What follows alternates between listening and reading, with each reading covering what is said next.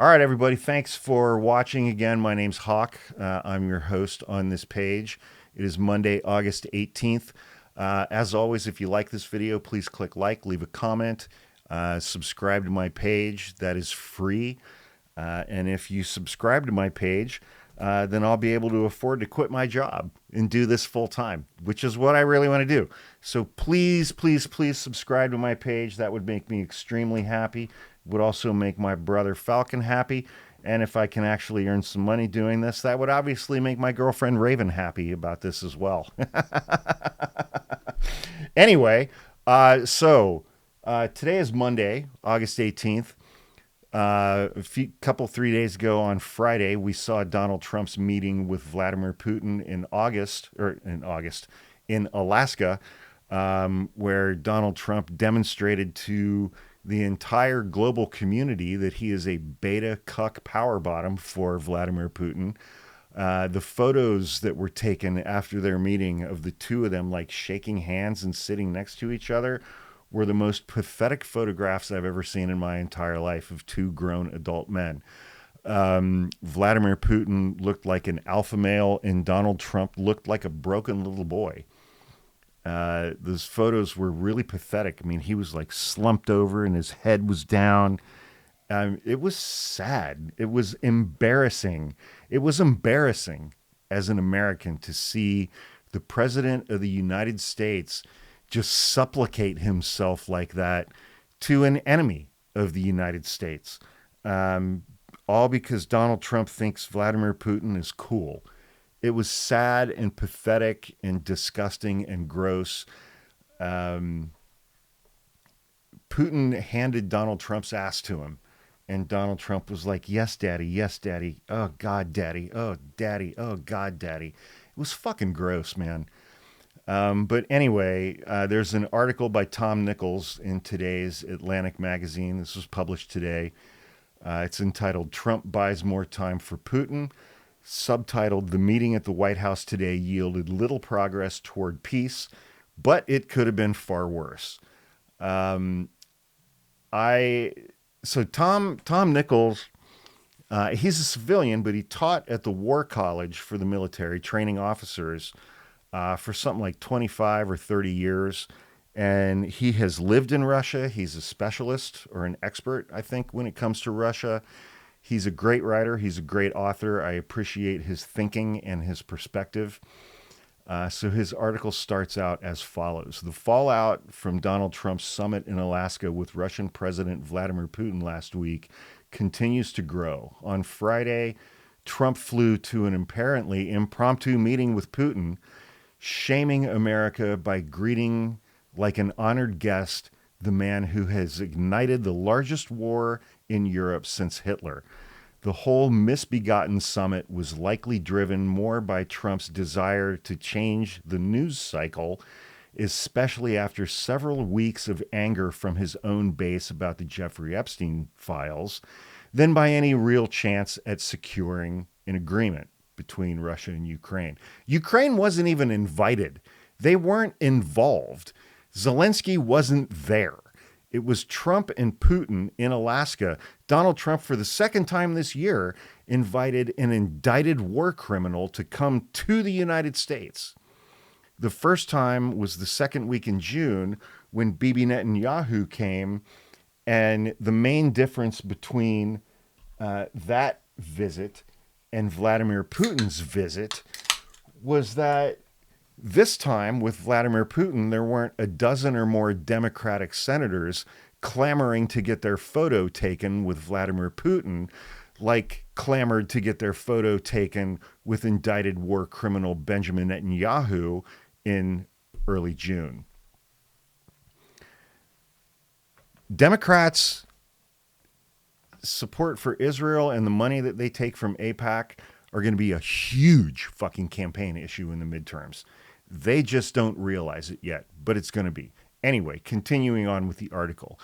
What happened after the handshakes as the two men went behind closed doors in Anchorage remains a secret, but it couldn't have been pleasant for the American president. When the two leaders emerged, Putin spoke first. When you have a summit between a president and a foreign leader on U.S. soil and they meet behind closed doors, when they come out from behind closed doors and speak to the press, the president of the United States speaks first, period, unless it's Donald Trump and Vladimir Putin. Then Cankles McTaco Tits lets Vladimir Putin speak first. Donald Trump is bring out the gimp from Pulp Fiction. He's the gimp. And Vladimir Putin is Zed. It's so gross, man. Putin spoke first and said very little of substance except to reiterate his insistence on solving the root causes of the conflict with Ukraine. He just wants Ukraine. And Ukraine is fighting back, and he's angry that he can't just have Ukraine. Trump mumbled his way through a few minutes and took no questions, unlike Helsinki in 2018 when he stood on a stage next to Vladimir Putin and told the entire world that he believed Vladimir Putin over the U.S. intelligence community when it came to whether or not Russia interfered in the 2016 election for Donald Trump's benefit, which they did. Then both presidents got on their planes and went home.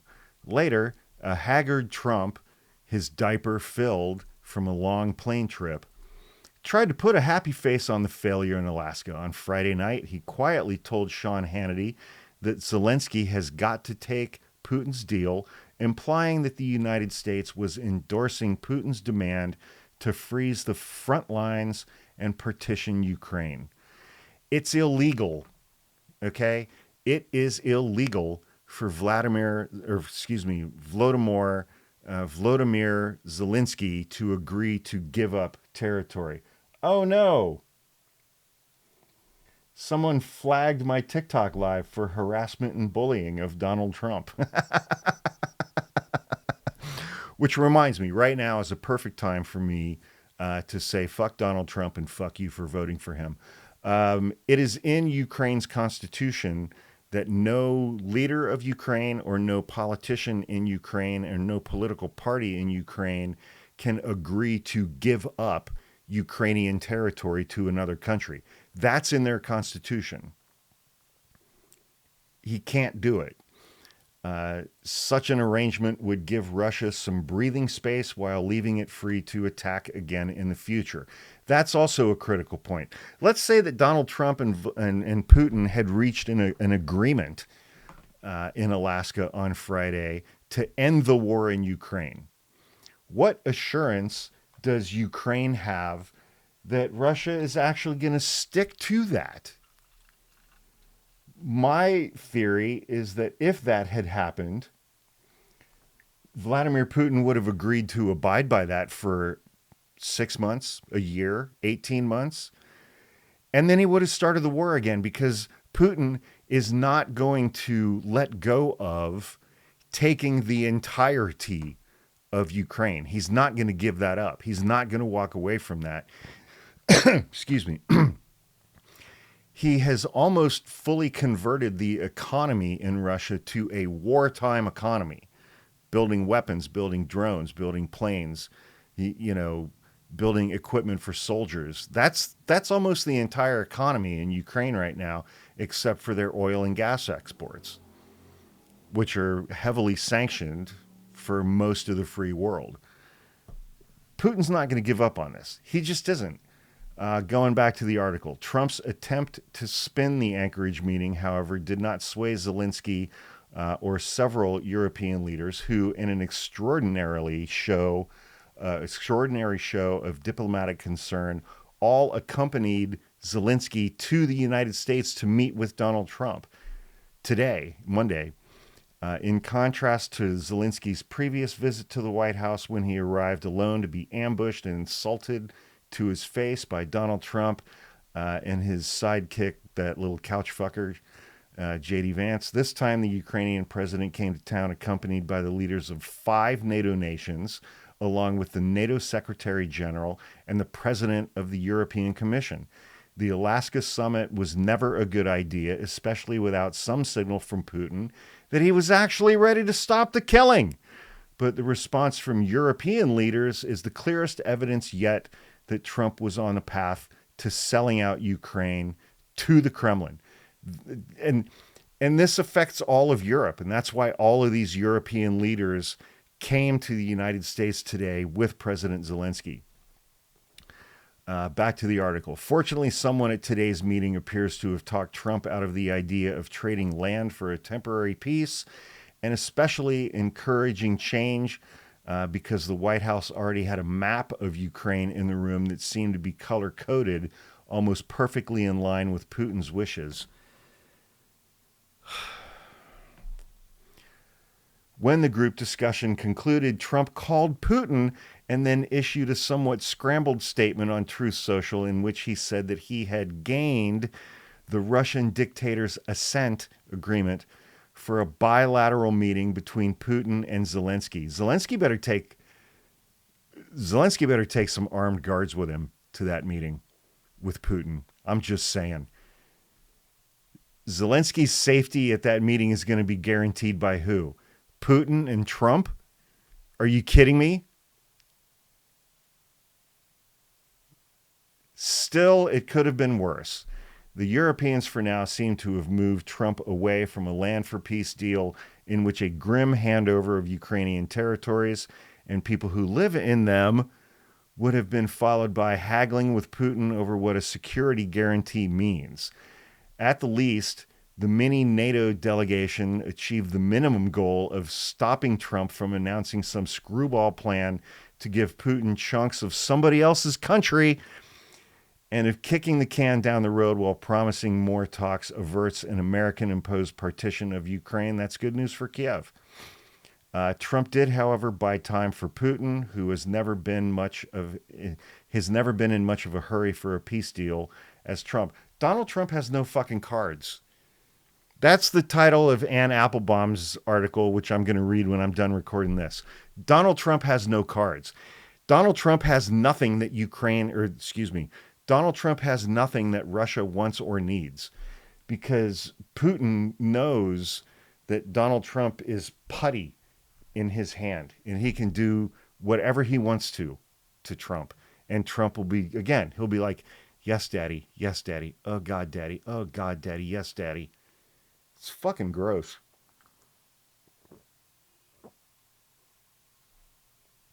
All right. Let's read the last paragraph and then we'll close this one out. Again, if you enjoyed this video, please click like, leave a comment, engage with other people in the comments. Go in the comments and start a fight, man. I don't give a shit. Go in the comments and start a brawl with other people in the comments and just blow it up, man. That would be amazing. And please subscribe to my channel so that I can afford to buy some new shoes. I'm destitute. I'm very, very poor. Please subscribe to my channel so I can buy some pants. Thank you very much. Last paragraph. Perhaps the Europeans did the best they could, stiffening Trump's spine a bit after whatever browbeating he took in Alaska. But in the end, all of Trump's showmanship has resulted in no substantive progress. Putin's war continues. That said, Alaska is still a part of the United States. At least he didn't give that away. America is still in NATO for now, and Kiev remains free. And in this second Trump presidency, perhaps that counts as a good enough day. Okay. Thanks, everybody, for watching. We're obviously going to wait and see how this story develops over the coming weeks, days, and months. My heart, prayers, and thoughts go out to Ukraine and the people in Ukraine and President Zelensky. And I hope Europe steps up and helps President Zelensky and the people in Ukraine kick the ever-loving shit out of Vladimir Putin and Russia. All right. Thanks again, guys. I'll see you soon.